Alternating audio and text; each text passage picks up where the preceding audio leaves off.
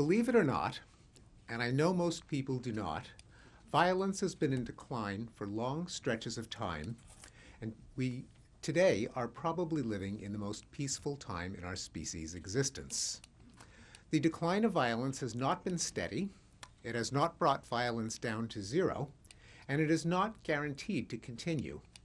Nonetheless, it's a persistent historical development, visible on scales from millennia to years, from wars and genocides to the spanking of children and the treatment of animals.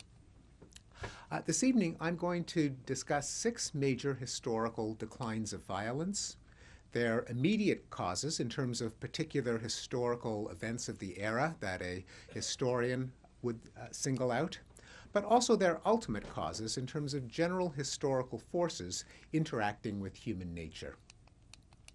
The first major decline I call the pacification process. Until about 5,000 years ago, humans everywhere lived in anarchy without central government. What was life like in this state of nature? This is a question on which people have had opinions for many centuries. Thomas Hobbes in 1651 famously said that in a state of nature, the life of man is solitary, poor, nasty, brutish, and short. 100 years later, Jean-Jacques Rousseau countered that in a state of nature, nothing can be more gentle than man in his primitive state. Well, both of these men were pontificating from the armchair. Neither of them knew anything about what life was like in a state of nature. And today we can do better. There are 2 methods to measure death rates in non-state societies. One of them is forensic archaeology, a kind of CSI Paleolithic. Namely, what proportion of prehistoric skeletons have signs of violent trauma, such as bashed-in skulls, decapitated skeletons, arrowheads embedded in femurs, parry fractures on ulnar bones, the kind of fracture you get when you hold up your arm to ward off a blow, and mummies found with ropes tied around their necks. Well, if unfortunately, the space won't accommodate visuals, but I have a graph of 20 prehistoric archaeological sites at which archaeologists have tried to estimate the proportion of skeletons with signs of violent trauma. They range from 0% to 60%, and the average is about 15%. Let's compare that 15% figure with those of some state societies. For example, the United States and Europe through the 20th century, the comparable rate of death from warfare was about 1%.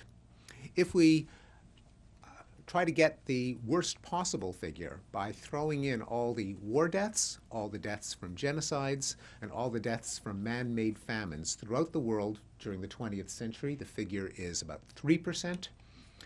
The figure for the world in 2005, for the most recent decade, on the graph is invisible because it's far less than a pixel. It's about 3/10 of 1%. The second way of estimating the rate of violent death in non-state societies is by examining ethnographic vital statistics. That is, what percentage of people living in extant or recent non-state societies, hunter-gatherer and hunter-horticultural and other tribal societies, die at the hands of their fellow humans. Again, the graph that I would display, if I was displaying graphs, shows 27 societies for which such figures are available. They range, and here I've plotted them using the conventional criminologist scale of violent deaths per 100,000 people per year. The deaths rates range from 0 to 1,500, but the average is about 500 deaths per 100,000 people per year. That is 1/2 of 1%.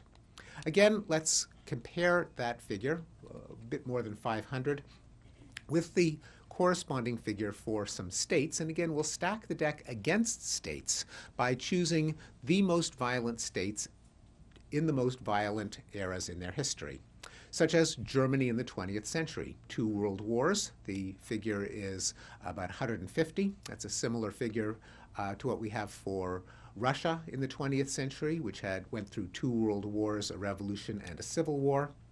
Japan in the 20th century was closer to 60. The United States in the 20th century was less than 3. And the world in the 20th century is about a third of a death per 100,000 per year. Sorry, that's the world in the first decade of the 21st century. The world in the 20th century, throwing in all of the world wars, genocides, and man-made famines, is about 60 per 100,000 per year, far less than the 524 per 100,000 per year that we find in non-state peoples. Well, what was the immediate cause of this change in rate of violent death? The most likely one is the rise and expansion of states. Students of history are familiar with the various paxes, that is, peaces imposed by an empire or hegemon, the Pax Romana, Pax Islamica, Pax Britannica, Pax Sinica, and so on. When a state imposes control over a territory, it tends to try to stamp out tribal raiding and feuding.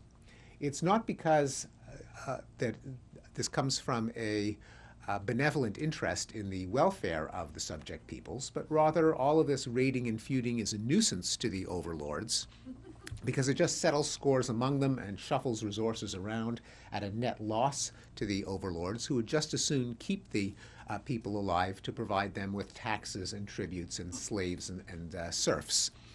Just as a farmer has an interest in preventing his cattle from killing each other, because it's just a dead loss to him, so an emperor or warlord will try to keep his subject peoples from killing each other at a loss to himself. The second historical transition in violence has been called the civilizing process, and it refers to the transition between life in the Middle Ages, and I have a lovely woodcut here of knights cudgeling, stabbing, and putting daggers through peasants, and the early modern period. It turns out that in many parts of Europe, homicide statistics go back hundreds of years to the 14th and often the 13th century. And if you plot homicide statistics over time, over the centuries, you find that they plummet from an average rate of about 35 per 100,000 per year to the contemporary European rate of 1 per 100,000 per year, a decline of about a factor of 35.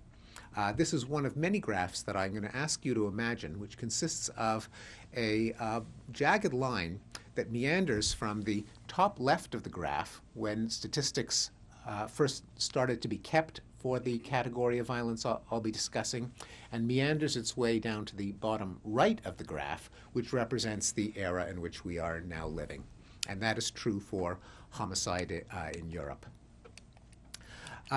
The immediate cause of the European homicide decline was identified by the German sociologist Norbert Elias in his book called The Civilizing Process, namely that during the transition from the Middle Ages to modernity, there was a consolidation of central states and kingdoms out of the European patchwork of baronies and principalities and duchies and fiefs.